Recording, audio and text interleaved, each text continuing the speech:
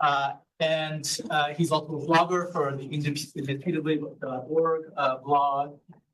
And best of all, he is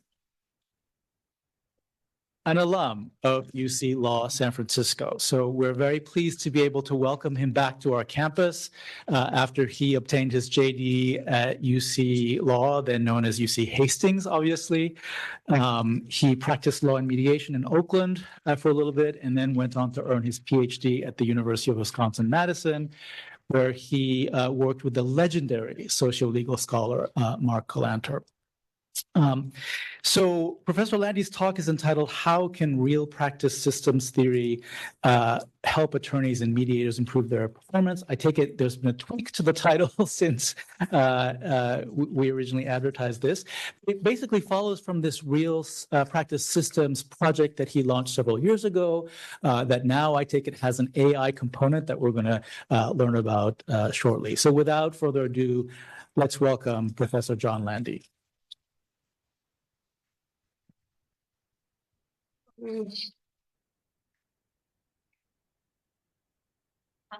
Technology. All right.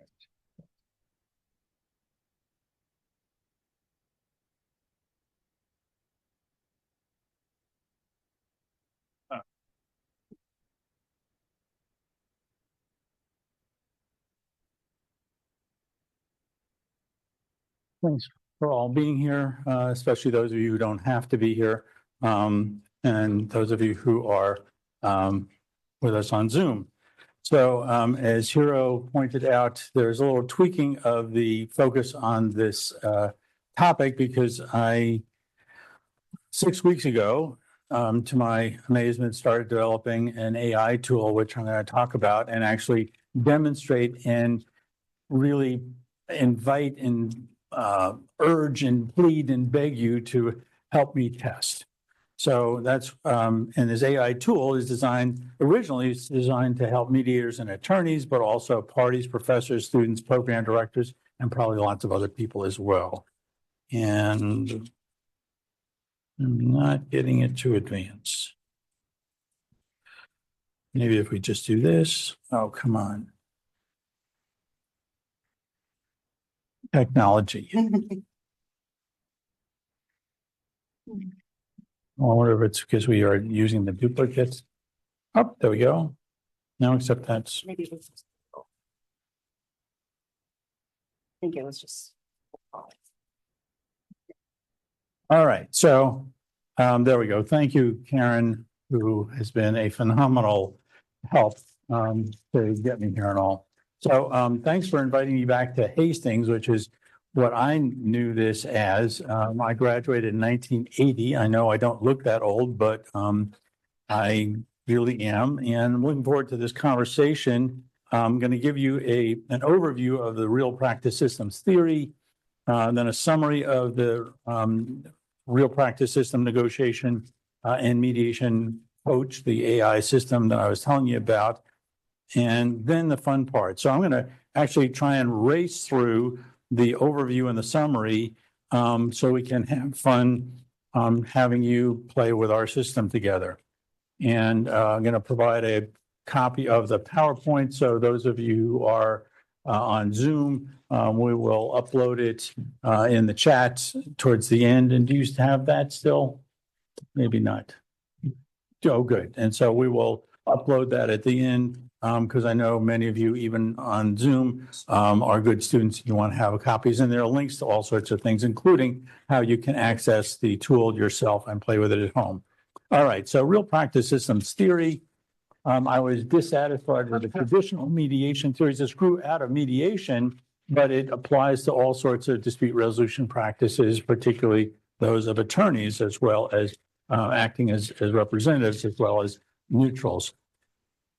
Each mediator and mediation is unique.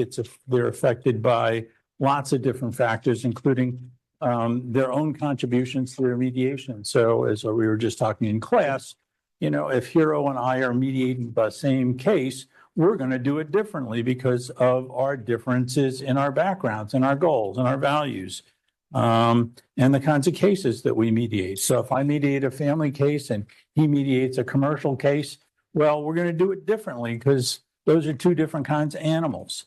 And we have different dispute system designs, our practice designs. So I may be calling people before mediation, and he may be getting people to send memos, and I'll have certain procedures doing intake, and at the beginning, I may use joint sessions and he may not use. So we have different designs in our process.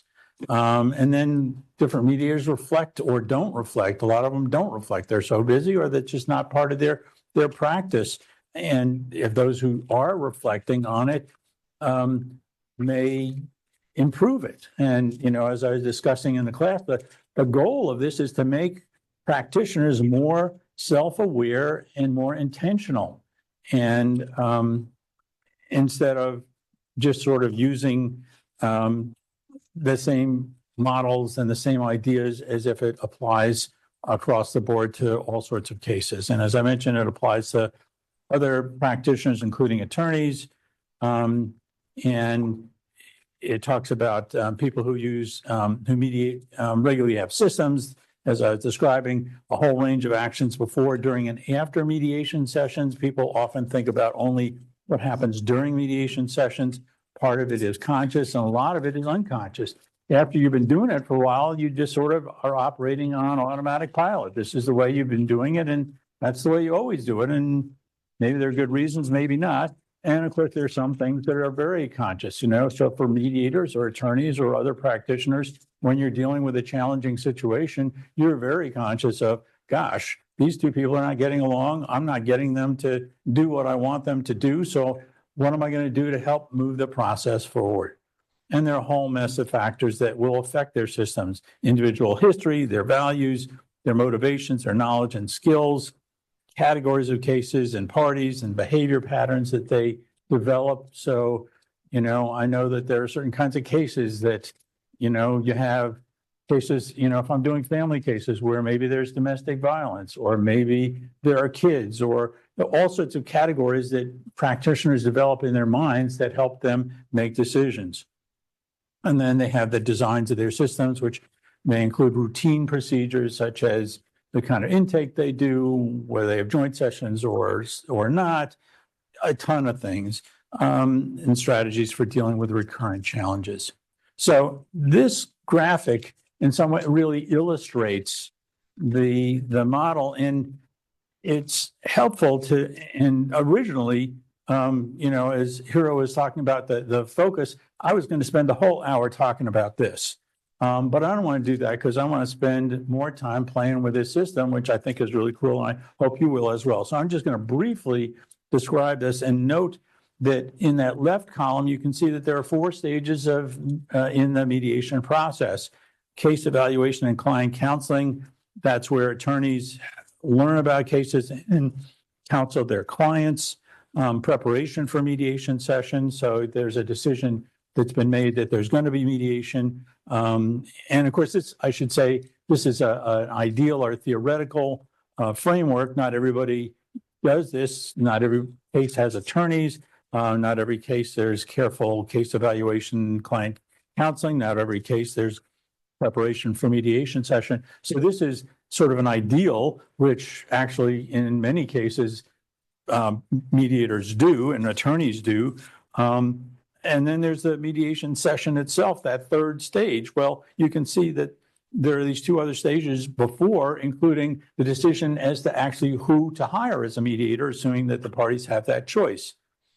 And then there's follow-up as needed. So those are the 4 stages in general, and I've fleshed it out in more detail, but for our purposes now, those 4 stages are all I'm going to focus on. And you can see that there are 3 columns: attorneys, parties, and mediators. In our traditional theories, we focus only on what mediators do, and we focus only on the mediation sessions, what's in that green cell. And of course, that's really important. And all the other cells are also really important, including the yellow cell, where mediators can, if possible and appropriate, to coordinate preparation so that when they get to the mediation session, people and particularly parties can make the best decisions as possible. And so that orange cell, that's the heart of it. And the goal is to design and implement that system. And every case is going to be different because the parties are different and the mediators are different and the attorneys are different and the history of the case is different. So it's a framework for understanding how one might do it. So I developed this real practice system coach. I attended a online program on January 27th by Susan Guthrie, and it was talking about how you can use AI, and she was talking about using it in mediation. I was thinking about how I could use it in writing, and then as I started to develop it, can you admit there's comments? Yeah, Oh, good. I realized that I could use these checklists, which I developed, and this coach can, originally I was thinking of it just for attorneys and mediators. The attorneys would strategize and help their clients. It would help mediators prepare and promote good decision-making. And for the parties to help make good decisions and work with these professionals, which guess what? Parties don't always like or understand the practitioners who are serving them. That includes often the attorneys themselves who are representing the clients who they think aren't listening to them. And there's a lot of evidence that they're right. And so one of the things that this tool can do is to say, you know, for a party, my attorney isn't listening to me. What can I do to get his or her attention, among other things? And then ADR program administrators to develop rules, policies, and materials. In the class, we were just talking about dispute system design and how essentially courts do this all the time. They don't call it dispute system design, but they develop rules. That is dispute system design. They develop policies and materials. And educators and trainers. I've written a lot about legal education, and this tool has been trained, that's the term of art, with a ton of my materials, including about education, educators and trainers. And guess what? There are a bunch of students and trainees here, and it can help you. So if you are instructed to do a simulation and you're thinking, oh my God, what am I going to do? How can I prepare for it? Or my opposing party is acting like a jerk. How can I deal with this? Or I need to write a paper. Can you give me some ideas about that? So it can help some of these people. And I realize that, and I'm going to ask Karen now to do this poll. I meant to do this earlier. I want to find out who all is here. So we're going to do a quick poll, and it should show up on your screen momentarily. So if you would quickly identify what is your role. So if you would, and you can have more than one role. So you may be an attorney and a neutral or a faculty. So if you would just.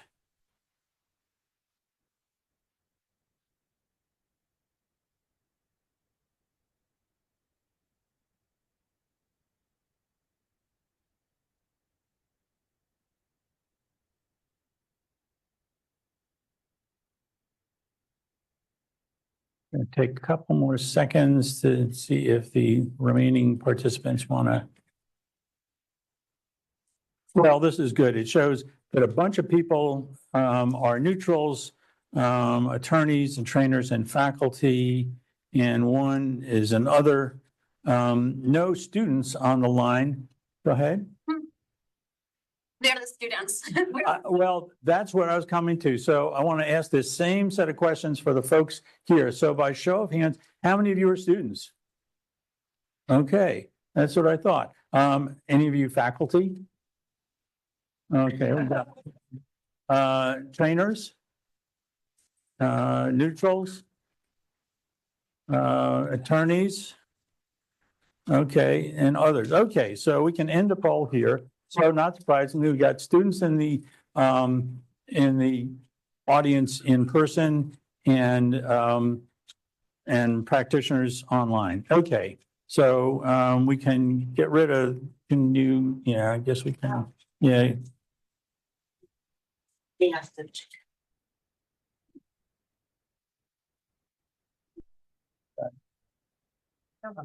There we go.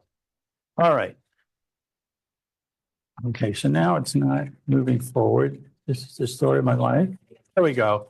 All right, so this device, this tool, I trained, as I said, so I've written a ton of things, a lot of law review articles, 2 books. I've written a bunch of short articles that are unpublished on SSRN, a lot of blog posts.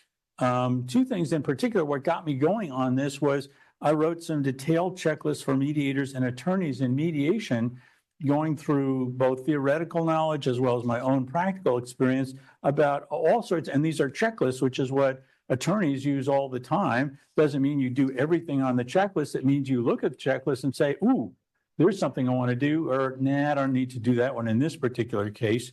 And these are very good, detailed checklists, got lots of raves from practitioners, both for mediators and attorneys in mediation. I wrote this book called Litigation Interest and Risk Assessment with 2 wonderful colleagues. And then I also include a whole range of general mediation and dispute resolution authorities, such as the Model Standards of Conduct for Mediation. And I also gave it instructions.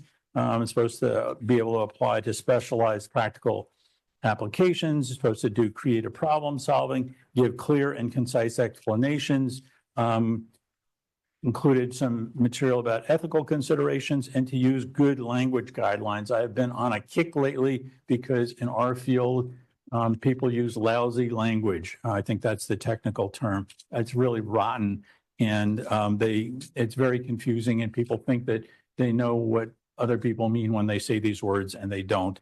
And it's confusing to lay people. So I've instructed to use good language guidelines, but to my consternation, it does not always follow instructions, just like students and faculty and practitioners. And then, of course, it also scrapes all sorts of stuff from the internet. So God knows where it gets all this stuff. It gets a lot of it from the stuff that I've trained it, but who knows where else. So, so here's some examples of things that it does. If a party wants advice about a non-legal dispute, attorney wants to advise clients and help them develop a negotiation strategy. Mediator prepares for a mediation session or debriefs a difficult case. Professor drafts a syllabus and simulation. Students get help with papers and simulations.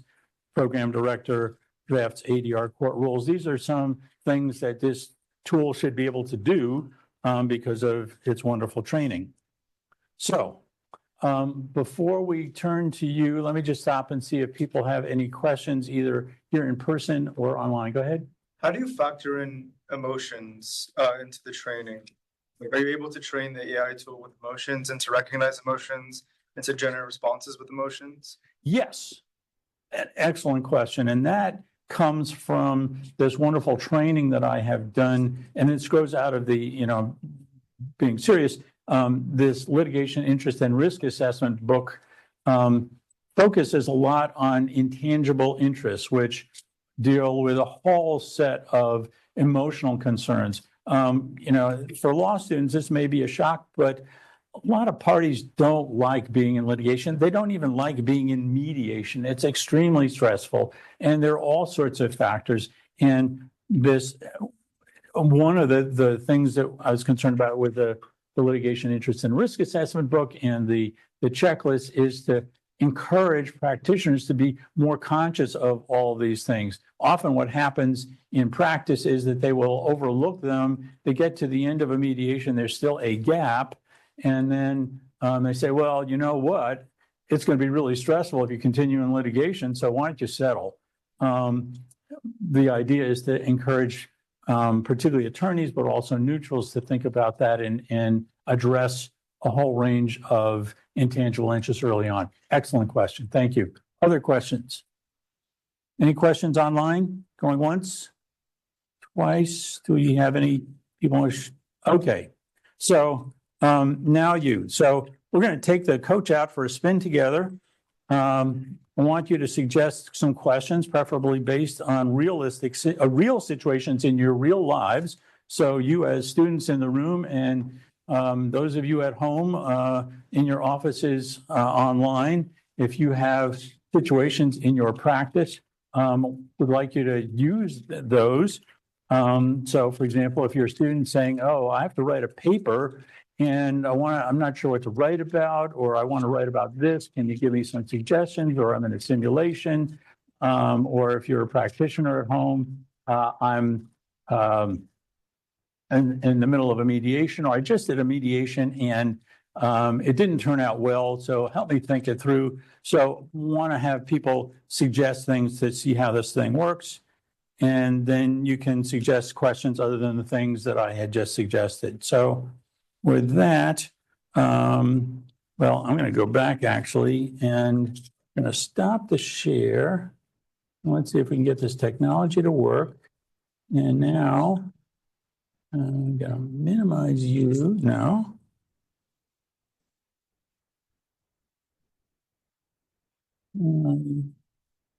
Get to the browser. And so the wonderful Karen is going to help us get to the browser, hopefully. Let's get back there. Oh, all right, there we go. So this is, I don't know if it's sharing. That's the only thing. oh,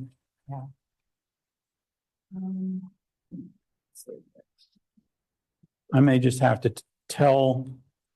Let's see. Did this one? Yes. Okay. Your screen sharing. Okay. So, let me just start with the people in the, and the people, there are a whole bunch of things in the chat. Let's see what we have in the chat. Anything with, we'll be starting shortly. Can everyone hear okay better now? It's not sharing. Now it is. Okay. So nothing we really need to deal with right now. So, anybody in the room have a question? Please don't be shy. Something you're going to work on. All right. Is the AI tool trained on actual cases, or is it trained on some your articles or? Well, it's not an attorney. It's not a mediator. You can talk about actual cases. It doesn't go to Lexis or Westlaw or the legal authorities like that. But if you said, well, I'm mediating a case involved, with these details, you can have it do that. I don't know if does that answer your question? I mean, the trained data of this tool were provided with actual cases. So no, it's my delusions, the things that come out of my head, my writings that are theoretical and practical. And if there are any people, I'm counting on you. I mean, this is the idea, is that I'm looking forward to people suggesting things. Come on. You're going to disappoint me. You don't want to do that. Do we have anybody online either? Okay, Hero. Case didn't settle during the day of mediation. Mediator did a lot of follow-up work. And the only issue dividing the two parties is the language of a confidentiality clause. Oh, great. After weeks and weeks of follow-up, one party just decides, as a matter of principle, they cannot accept any iteration of this confidentiality clause that the other party has suggested. Does the mediator give up at that point? Or does the mediator still try to hold out for some kind of resolution? Okay. When do you give up, in other words?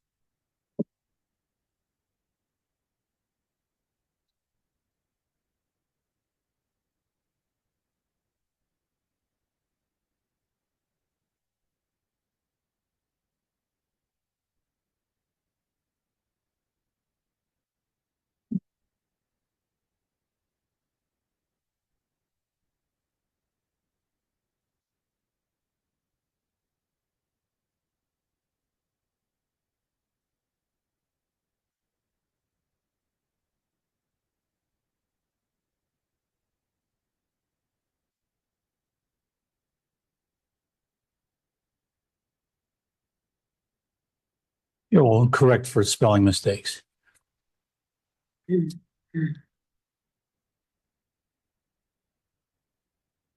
But it won't correct for keyboards.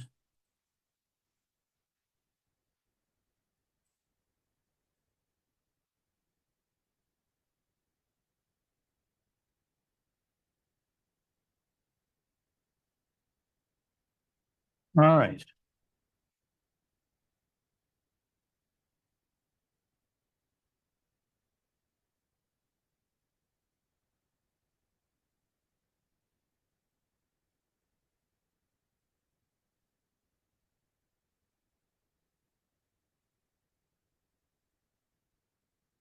So first thing here, which unfortunately this is not responding to the keyboard. So clarify interest behind confidentiality, standard good recommendation in most cases. What are their concerns? Why is this a sticking point? It's a good thing to do. Think about modifying the confidentiality clause. Now, maybe in this case, and I don't know if was this a real case that you were dealing with? Okay, so it's a real case that Hero is dealing with. I don't know if they had some language that they were going back and forth about, but here are some things that maybe they didn't consider that they might have modified. And I don't know if they did or not consider all of those things. They did consider all of those things. Use a neutral or neutral third party. Structured decision-making techniques using the Lyra process helps party weigh the various risks of not selling, conduct a decision tree analysis, use an escrow or staggered disclosure system. Trust is an issue, place the agreement in escrow till both sides confirm compliance. Consider tiered disclosure. Some aspects remain confidential while others can be disclosed under specific conditions. Did you try that? Nope. Okay. So leverage external constraints. Check court rules on confidentiality. Consider partial settlement. Walk away, but with a plan. If the parties refuse to move, assess whether continuing negotiations will yield diminishing returns. So one of the things is that in mediation, you don't always reach an agreement, and that's okay. That's the normal thing. So not bad. I mean, some of the things that Hero actually did, some that he didn't consider, these are not off the wall kinds of things to think about.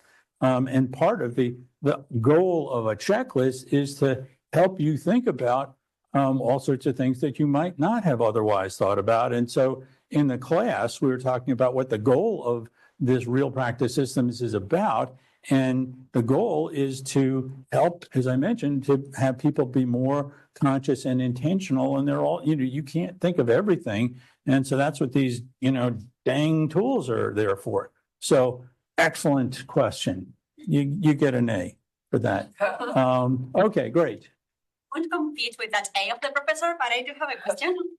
I'm concerned about safety and privacy.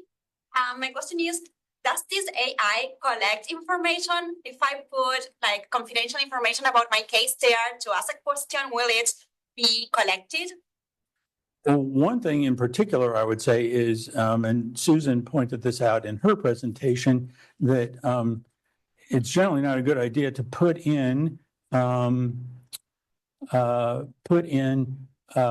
specific information about, identifying information. So you wouldn't use a party's name. You might say party A and party B. But let's just see. I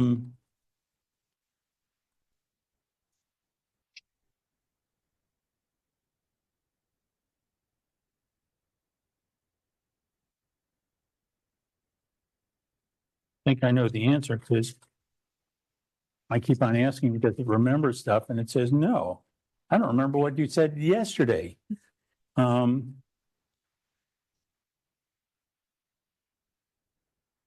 advisory and educational resource, any information you share is not recorded, analyzed, or stored for future use. So, and as I say, doesn't remember what I said, you know, what we discussed yesterday, so I'm not surprised. What else? Oh, go ahead. Noting that that answer is inaccurate, Ah, and unless you turn off specific settings, it will actually use your chats for training the model. okay. Well, let's just see.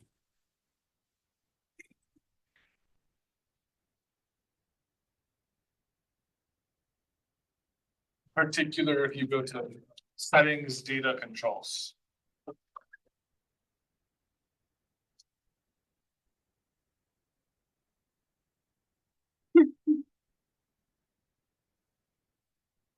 Did you say data control? Yeah. That's the settings. You go to your like chat setting.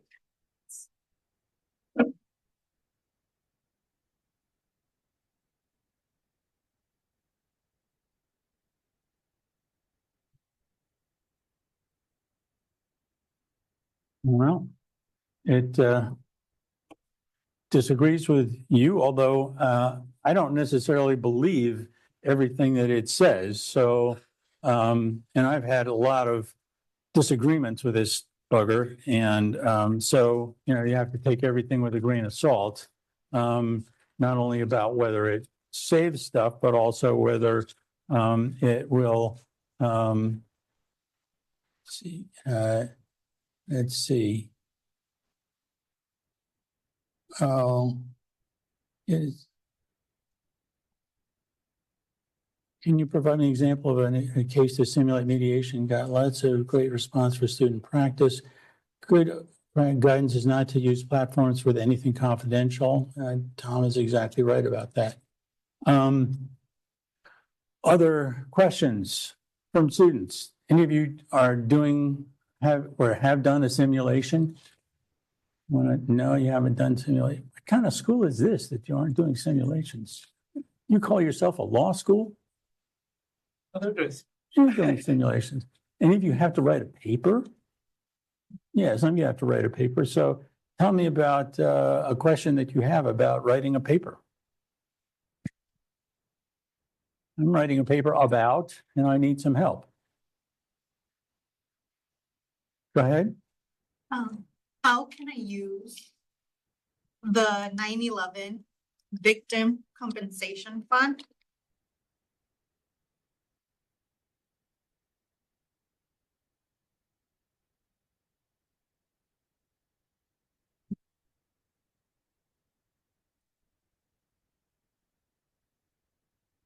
Go ahead. The issues arising from the 2025 LA fires.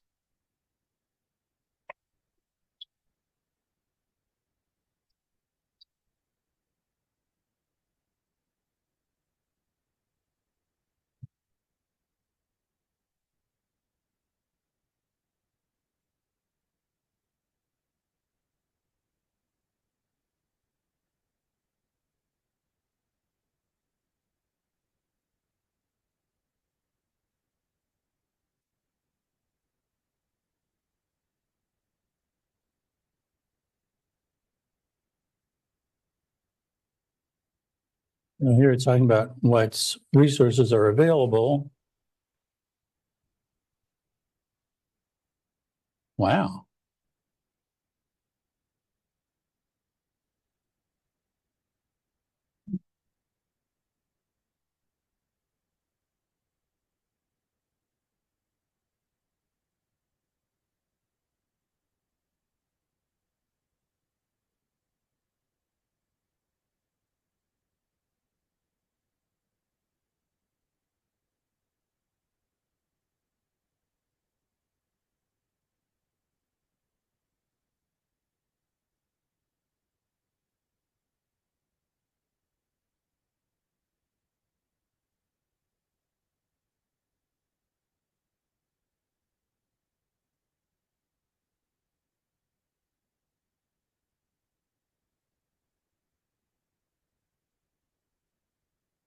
Can you all read that? Are there any insights from the experience of the 9/11 Victims Compensation Fund that would inform policymakers about how best to deal with the LA fires? Let's see what it says there. Okay. establishing centralized efficient compensation fund, expedited claims process with clear guidelines, balancing individual compensation with economic recovery, addressing long-term health effects.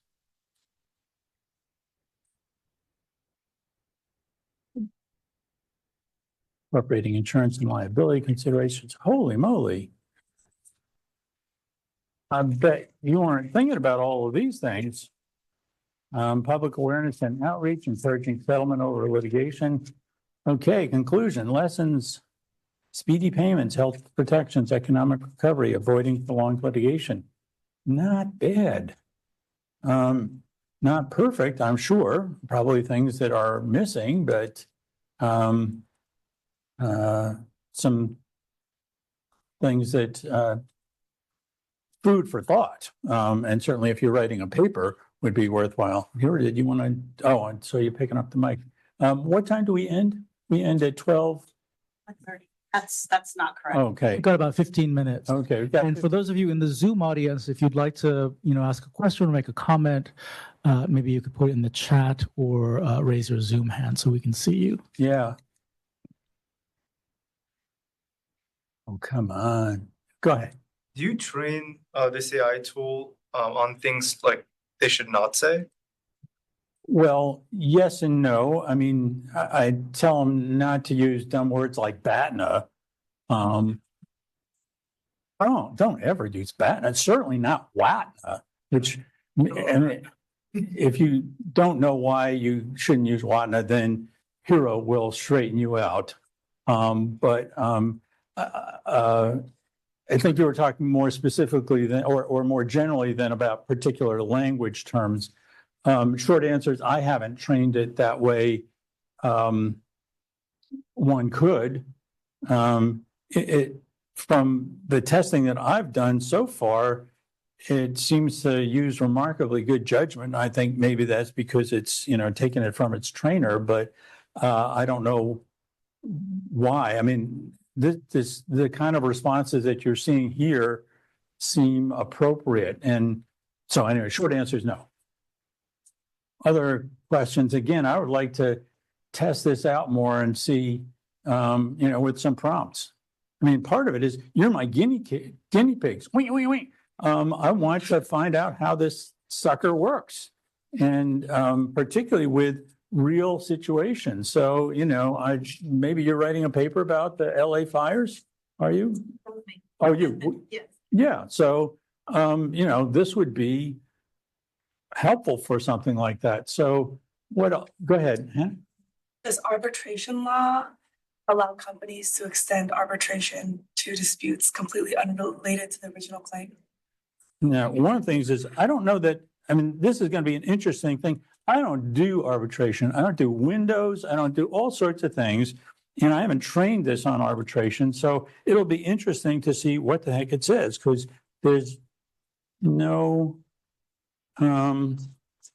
training about arbitration in this sucker. Does arbitration law, can you say more?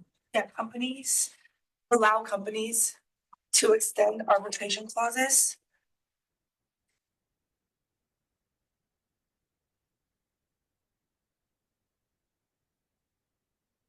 to disputes completely unrelated to the original agreement.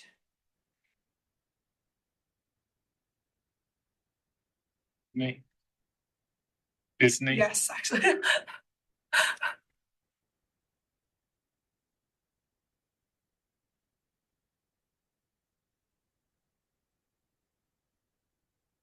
This is going to be fascinating for me because, as I say, I haven't trained.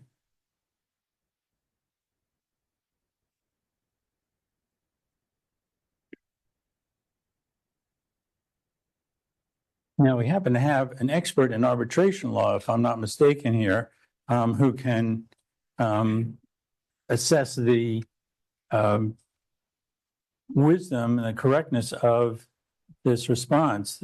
So factors, the scope of the arbitration clause, the intent of the parties, governing law and jurisdiction, judicial precedent, unconscionability, public policy, examples, allowed extensions. I mean, I sure didn't teach it about Mitsubishi or Lamps Plus. How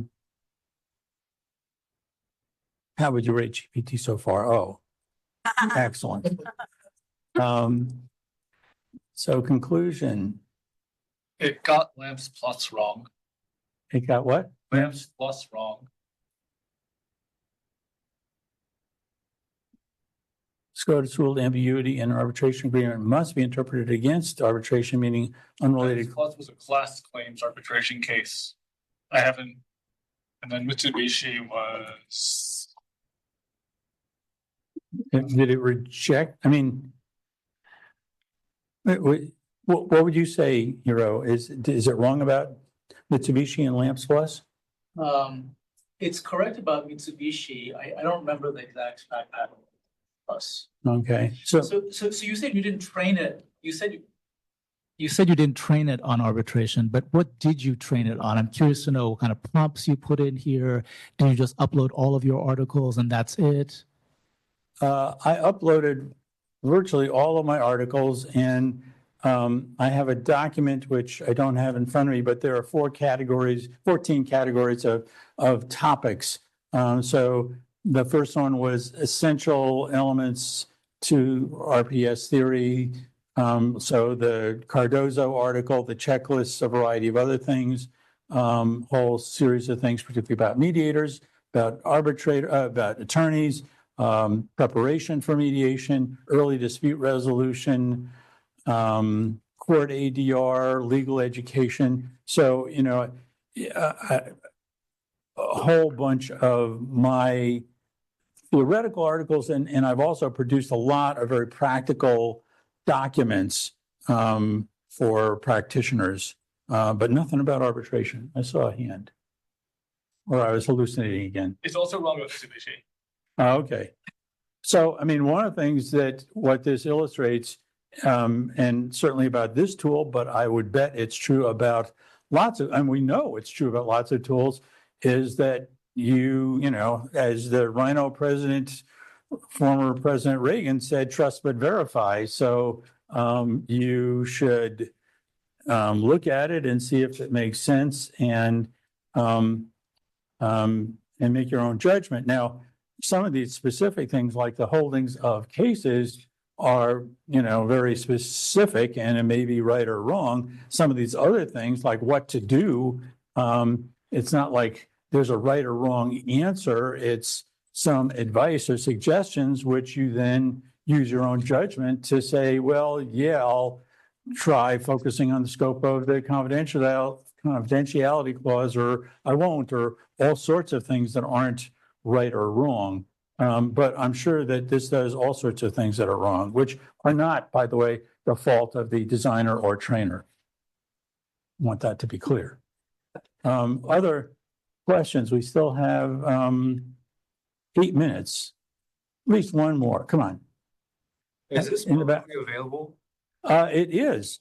It is. And want to actually, we'll do one more thing and then I will show you the last set of slides. We will, Hiro can email to you the PowerPoint and there's a link and I'll show it so that you can use it. And this is a work in progress, as you will see in this document. And I really, really would love to have people try it out, use it, tell me what works well, tell me what doesn't, and I'll try and fix the training to the extent that I can. One last question. Have you trained this in any way to avoid it spitting out suggestions that would say promote bias? No, although, well, actually I have. One of the things is that in the checklists, there are a lot of things that ask to understand the other party's perspectives, which is one of the key things for addressing bias. So, and from the chats that I've done so far, it's been remarkably good at trying to, take into account the other party's perspectives. So I haven't specifically said don't be biased, but it seems to not do that. so now I'm going to see if we can go back to the Zoom. Let's see. No, it's to the PowerPoint. Let's see. Oh, there we go. Oh, no, I had it for a second. You stop share. Well, except, I'm going to want to share, but we have to stop share. Okay.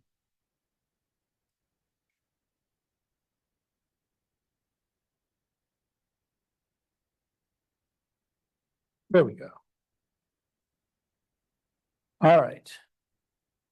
And then we'll do, yeah, from current slide.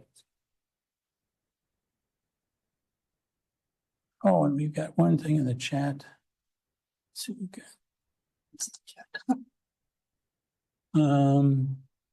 You have to set up the search window in addition to your training.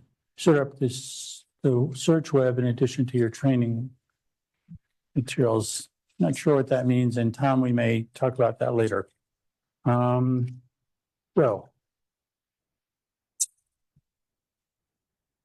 taking it out for a spin. So this introducing the RPS coach is this document. It's a 9-page document that describes, answers a lot of the questions that you've asked. On the last page, there's a link to it. And I would love to get your feedback. For those of you, well, you can, if you're, well, actually, I guess we should, and now, Karen, if you want to upload the PDF of the PowerPoint, so the folks on the Zoom call can get that. And then the whole bunch of resources. So here are the two sets of checklists that I'm talking about, and you can see that these are links so that if you click the links, you can see them.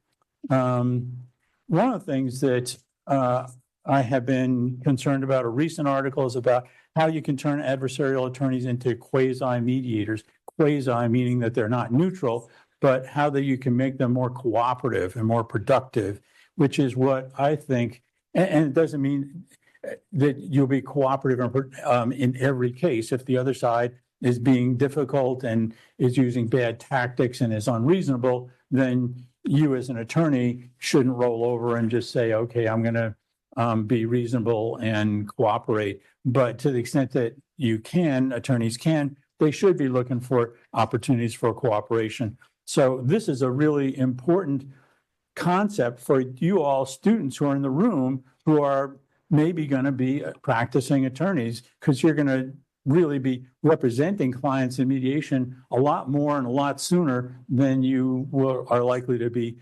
mediating. So this is an important article for you all. The importance of critical importance of pre-session preparation in mediation. And then this litigation interest and risk assessment book, which I'm biased, but I think is really good and worth reading. So if you want more information, you can email me, and there's more on my website. And I think that's the end of the show. And I think we're just about out of time. I think we have time for one last question, maybe from the in-person audience or folks on Zoom. You know, if we get to Zoom. Oh, there's one in the chat. The slides are in the seminars. Oh, okay. So, On our website. yeah. Okay. I'll email it to. Great. Oh, fabulous. So, I thought that I used the tool, your tool, and I thought that it is very helpful if it is technologically possible. If the tool provides relevant pages of your articles to the suggestions. it should be able to do that. Now, one of the things that I have found is, you know, in using these tools in general, is they hallucinate like crazy about that. So this is definitely an area for trust but verify. But if you asked, and let me see if I can get back to it. With this time, I don't want to do it, but you could say, the great John Lande, has he written anything about that? what articles and can you point me to the pages? Maybe you get the articles, whether you get the pages right, I'm not quite sure, but it should be able to do that. Also, the description has the 9-page document that describes this includes links to my SSRN page, which has my law review articles and SSRN articles, my blog posts, as well as an annotated bibliography, which is well organized and has links and concise summaries. So I know all of you are going to want to rush home and read the latest John Lande publications, and this is how you can do it. Okay, so with that, thank you so much, John Lande, for your presentation. And thanks to everybody at home. Thank you. Thank you.